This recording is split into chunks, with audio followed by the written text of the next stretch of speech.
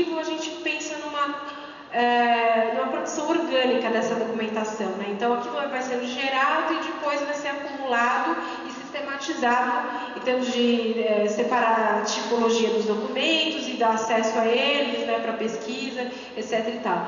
No caso do Instituto Mário Covas, da Fundação, se não me engano, Mário Covas, eles tiveram uma necessidade, ou na verdade um interesse a posteriori, para que essa documentação relacionada a essa figura pública tivesse acesso. Então, por exemplo, isso faz parte de uma própria característica da pessoa, do detentor desse acervo, ele não guardava nada. Então, quando se pensou em fazer a Fundação Mário Covas, as pessoas que estavam envolvidas no projeto tiveram que sair copiando a documentação, ao contrário do Fernando Henrique, que durante a sua trajetória enquanto figura pública já pensava em acumular as coisas relacionadas à sua trajetória para deixar para a posteridade. É uma outra característica isso, né, que talvez a gente possa pensar, né, nessa questão de dar acesso às informações de muitas figuras públicas também serem alvo dessa pesquisa, desse esforço de outras pessoas de organizar os seus documentos, né, para darem acesso. Bom, então, também a questão sobre a internet, que eu acho interessante, não simplesmente, quando a gente pensa desse tipo de documentação, sobretudo fotografias, a maior parte da população acho que fica apartada da própria história. Eu acho muito interessante que no Facebook a gente vê uma série de comunidades como Memória Viva, que é um projeto do Rio de Janeiro. Eles pegam documentação dos acervos públicos do Rio e difundem no Facebook. Então a coisa circula. Então uma série de jornais, publicações antigas, fotos de publicidade, fotos que registram a transformação das cidades estão circulando na internet. Isso é muito legal porque tem a ver com a memória popular, a memória coletiva. As pessoas se apropriam dessa história. As instituições dos Estados Unidos também, por exemplo, eu não me lembro nos Estados Unidos, mas eu tenho certeza no caso da Inglaterra, da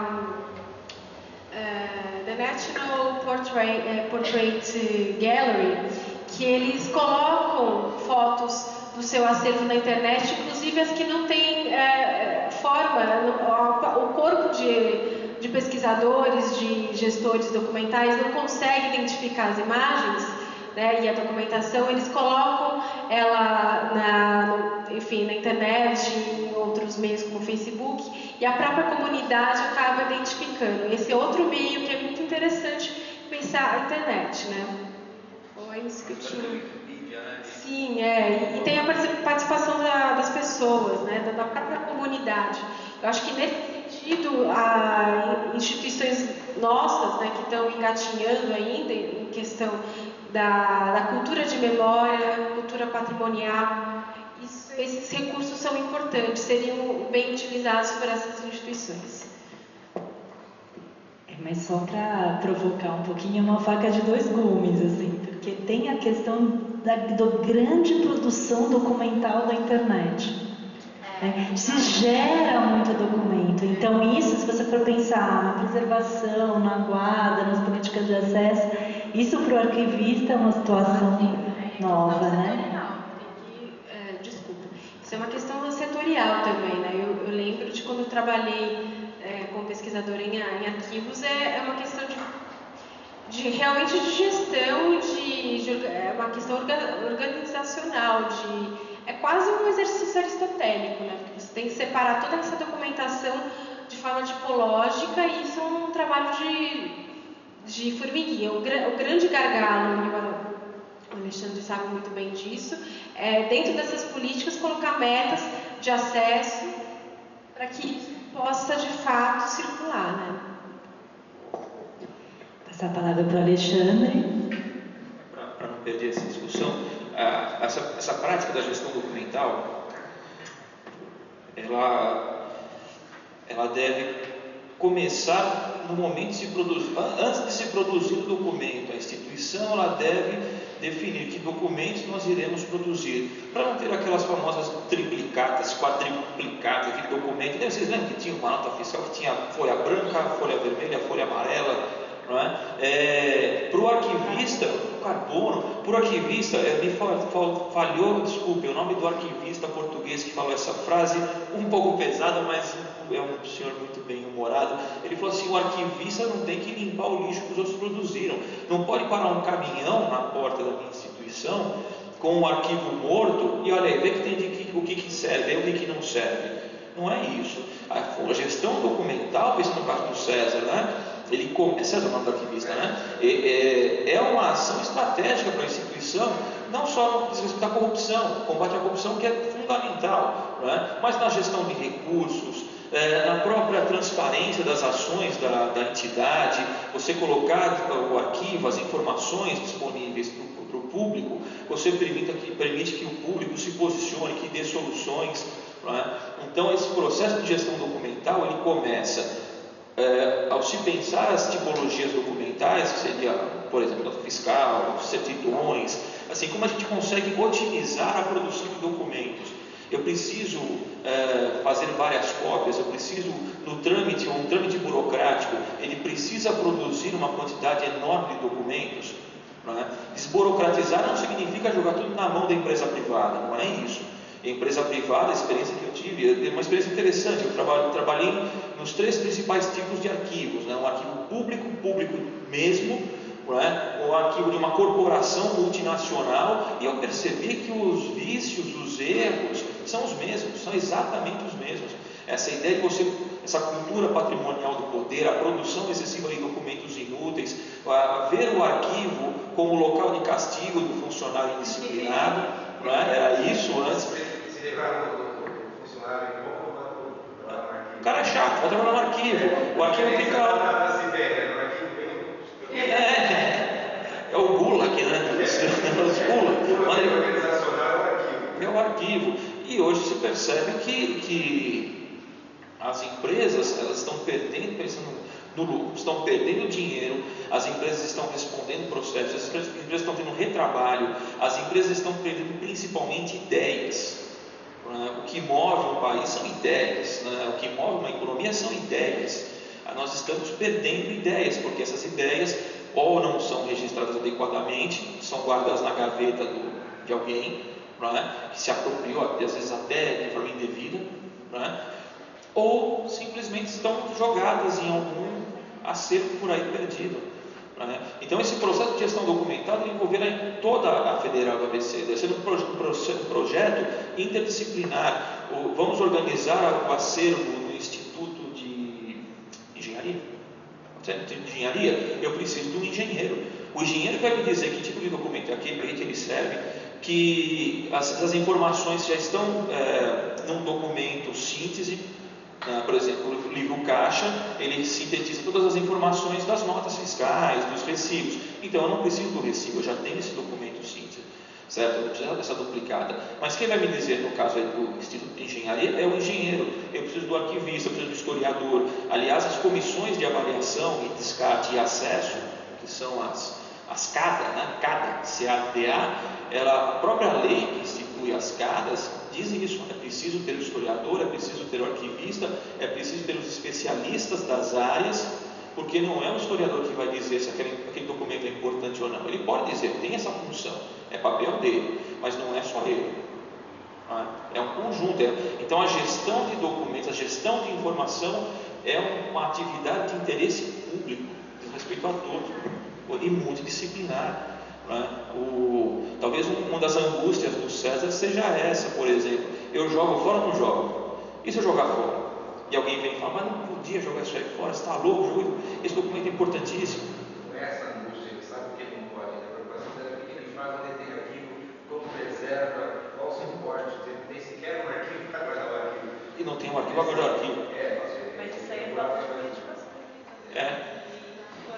E a competição, vocês não abordaram, que a competição com relação às políticas centradas em MPI e não centradas na arquivística. Que é Só, desculpe, me fugi aqui. Expedite. Esse é outro grande problema. Eu e Maria estamos falando, a Ana também, vocês também estão falando. A gente não pode entender que a gestão eletrônica de documentos, a chamada GED, né, ela é a solução para todos os problemas, porque nós estamos vivendo o que eu vivencio um momento hoje de situação, o que eu vivenciei no final da década de 90, quando se falava da digitalização de documentos e eliminação dos documentos físicos. Quer dizer, são essas modas que vêm surgindo, não é? Que vêm e que vão, e que o 5S, como se tem na década de 70, de 80, né? Essas modas que vêm e vão, que são interessantes, são importantes, mas elas se apresentam muitas vezes como a solução. Agora para resolver seus problemas, vamos pegar lá todos os documentos, escanear, digitar e pôr no banco de dados.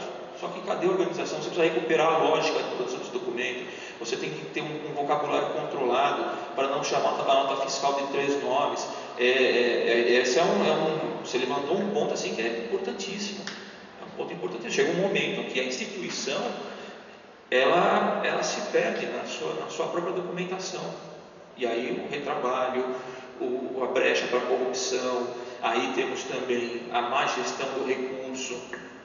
É mais ou menos isso o que eu penso. Não sei se eu respondi a pergunta, mas eu acho que é por aí, não? Não, sim, eu só penso que faltando nos coletivos que decidem as questões de TI, comunicação, deveria ter um arquivista no mínimo, né? Sim, no mínimo. Colocá-lo pelo menos nesse planejamento para compartilhar a questão da gestão documental.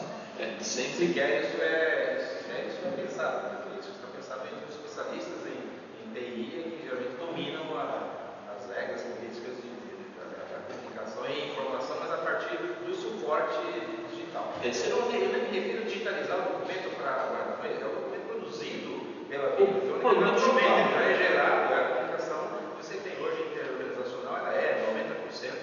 Hoje ela é digital naturalmente, não é que você digitaliza. Eu, aliás, sou defensor de que os processos físicos, os processos naturais dos órgãos públicos sejam todos de forma digital e não mais em suporte de papel. Sim. Né? No entanto, deve obedecer os mesmos princípios da preservação, da criação e tudo mais.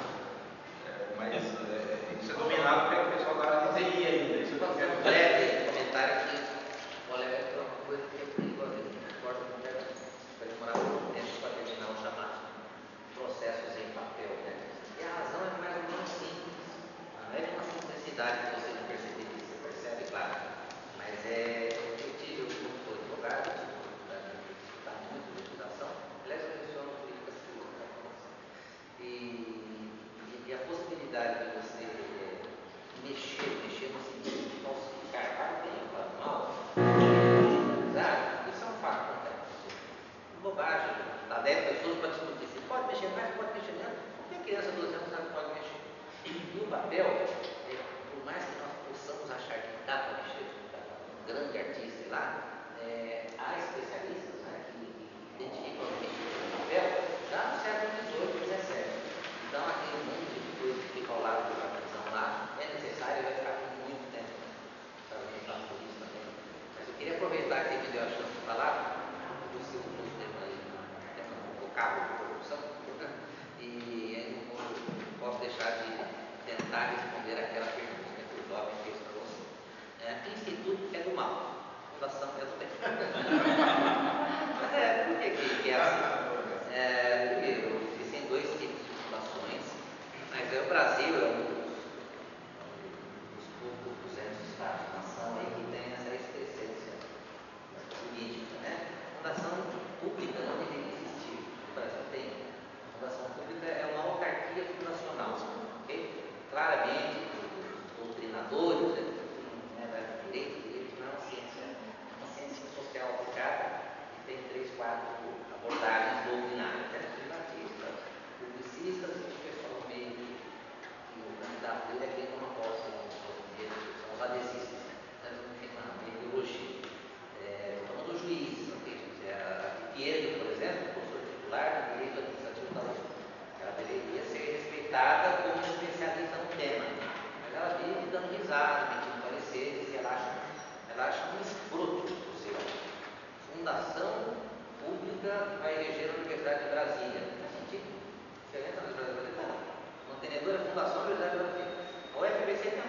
até foi no debate, não sei se acabaram concretizando. Né? Ainda não. Eu sei que descumpriram a lei, claramente, que o protocolista secretário do reitor, a estação, não parecer, advogado, nem sociólogo, né? Bem fundamentado juridicamente, e protocoleia que ele ia ver com o reitor se poderia distribuir envolvimento do conselho universitário. Eu até acabei discutindo. Então, eu estou perguntando para a senhora se é para. Eu estou aqui entregando, acho que 18, 24, né? Não sabia quanto tinha. Eu estou encaminhando ao membro do conselho universitário. O reitor não decide se encaminha ou não. A senhora tem que encaminhar. A senhora é secretária-geral e o reitor ele é o gestor. E não foi encaminhado. E as 3 reuniões que aconteceram, ele era um membro dos funcionários, que era o meu contato lá. E já eram os contatos também. E ele falou: não, professor, não foi, não chegou lá. Então, por que a fundação pública é uma coisa complicadíssima? Não existe. É uma autarquia fundacional. Muita gente tem dificuldade de entender o que é a Fundação Santo André Pública, né? Aquela jovem lá que quase foi minha aluna, mas estudou lá, a gente eu era muito mais orientador de amizades para ela. O professor aniversário tem que pegar no uniforme, eu peguei aquela uniforme, ela sabe dele. Mas enfim, a melhor prova de que a Fundação Santo André é uma instituição pública é que eu estou lá com efetivo há 25 anos, porque todo ano tento mandar embora.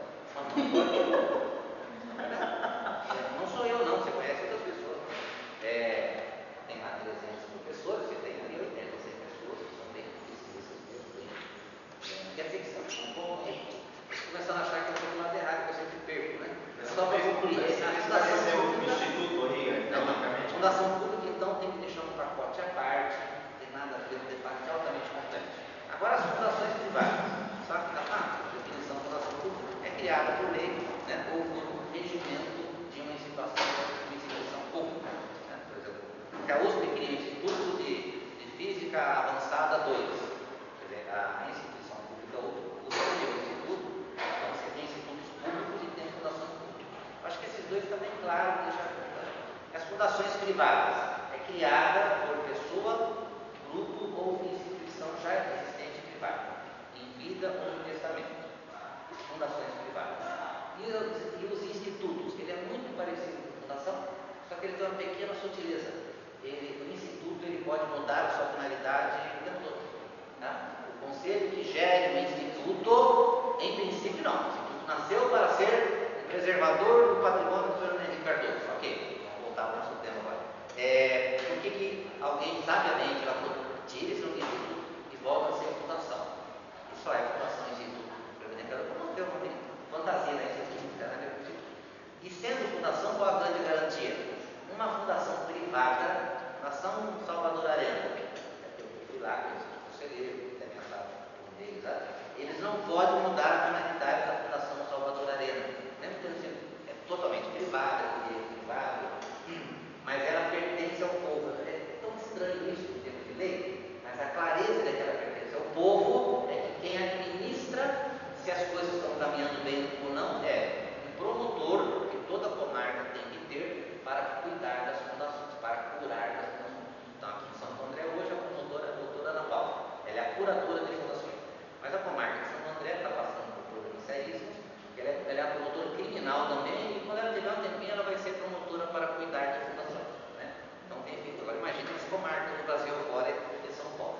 Então, realmente, parabéns a quem teve essa ideia lá, porque a fundação, em momento algum, fundação privada, ela pode mudar a sua finalidade.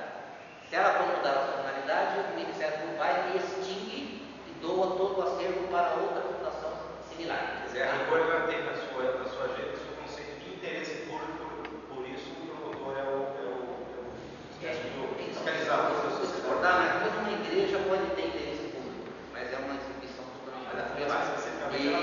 Um clube de futebol pode ter interesse público, mas totalmente privado, e daqui a 2 anos muda, deixa de ser jogo de time de futebol e passa a ser time de boi. A fundação não, se ela nasceu. Vamos usar essa aqui, que é uma privada aqui, uma fundação privada, que eu acho que funciona bem ali na região de São Bernardo, que é um bairro, um bairro lá que essa fundação Salvador Arena atende. Tá? Os 28 conselheiros já tentaram dar finalidades. Por exemplo, já tentaram dar consultorias, por exemplo. Agora, se fosse um instituto, como é o Instituto Lula, tem um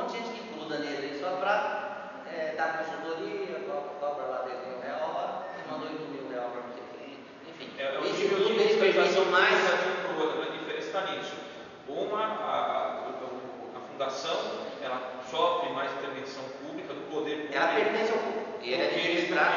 O instituto. Seria mais privado, né? As decisões são tomadas ali dentro. As mudanças de função, mudança de estatuto, são mais... Fica um pouquinho acima de uma associação. Okay? Corinthians Paulista é uma associação. É uma empresa privada, só que ela tem uma associação, tem um nome único, todos são só. Como se fosse uma cooperativa para interesses não produtivos. Né? E a fundação, concluindo agora, se buscar a definição em livros de direito, o dono da fundação é a ideia que a criou. Então, a quem pertence uma fundação?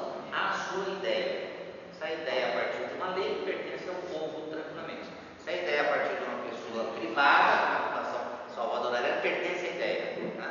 Mas como o promotor vai lá intervir se a ideia não for mantida, acaba aquilo pertencendo às intenções dela, pertence ao povo. É um tema altamente complexo, desculpe ter me estendido. Imagina, eu agradeço, professor Sá, a intervenção e aproveito para encerrar a mesa. Eu sei que o assunto é muito instigante, eu acho que inclusive muito importante para nós aqui da UFABC pensar nessa questão da política, né, de produção documental, como de gestão documental, que eu não sei se está sendo pensada.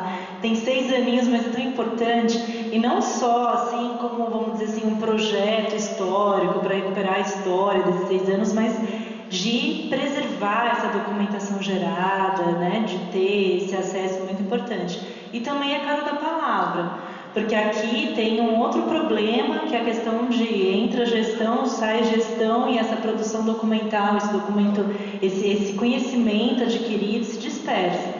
Né? Então, eu acho que tem que ter um cuidado, né, bastante grande desse ponto de vista também.